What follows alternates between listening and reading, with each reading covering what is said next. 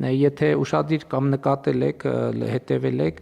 նախորդ հարց ու պատասխանի ընթացքում պատգամավոր Սերգեյ Բագրատյանը հարց բարձրացրեց, թե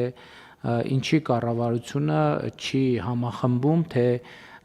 մասնավորապես 2018 թվականից այս կողմ աջակցության ինչ ծրագրեր է արել տարբեր խմբերին ուղղված, որոնց անելը չէր մտնում կառավարության օրենսդրությամբ նախատեսված պարտավորությունների մեջ, այսինքն որ կարող ենք չանել։ Խոսքը ինչի մասին է, խոսքը մասնավորապես հայտնի լիզինգի ծրագրի մասին է, սահմանամերձ գյուղերի ծրագրի մասին է, վարկերի սուբսիդավորման մասին է, ռենովացիայի մասին է, եկամտային հարկի վերադարձի եւ այլնի մասին։ Իհարկե ինձ արդեն տեղեկանքը տվել են, բայց ես խնդրել եմ նորից ստուգենք, որովհետեւ թիվը, որ այնտեղ կա, ճիշտն ասած, որ ես այդ թիվը տեսա, մի քիչ չհավատալու էր կամ շատ, այսինքն մոտավորապես չհավատալու լավ, այդ ստացվում է, որ 2018 թվից մենք այսպիսի ծրագրերով շուրջ 4 միլիարդ դոլարի գումար ենք վերադարձրել Հայաստանի Հանրապետության քաղաքացիներին։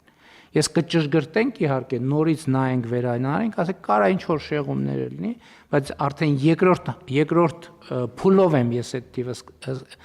բան արել, ստուգես շուրջ 4 միլիարդ, այսինքն ինչի մասին է, սուբսիդավորման տարբեր ծրագրեր, տարբեր վերադարձեր եւ այլն եւ այլն։ Այսինքն խոսքը, այսինքն օրինակ թոշակի վճարումը սրա մեջ չի մտնում, որովհետեւ դա ակնհայտ պարտավորություն է, որ պետությունը պետք է անի, սա ակնհայտ պարտավորություններից դուրս իրականացված ծախսերն են, եւ ես նախկինում իմիջայլոց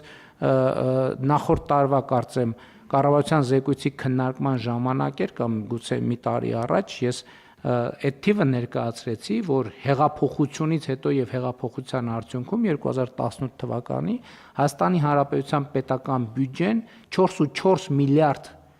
դոլարի լրացուցիչ գումար է գեներացրել եւ դա մենք որոշակի մեթոդաբանությամբ հաշվարկել ենք, ֆինանսների նախարարության հետ վերջերս աշխատել ենք, այդ թիվը հասել է արդեն 6.6 միլիարդ դոլարի եւ մենք կարող ենք արձանագրել, որ այդ 6.6 միլիարդ դոլարից 4 միլիարդը մենք ուղղակի վերադարձրել ենք քաղաքացիներին։ Ուղղակի հավաքել ենք եւ վերադարձրել ենք քաղաքացիներին տարբեր ծրագրերով, բայց սա ուղղակի զուտ նախնական դիտարկում, որի մասին հետո ավելի մանրամասն բացվածքներով մենք խոսենք։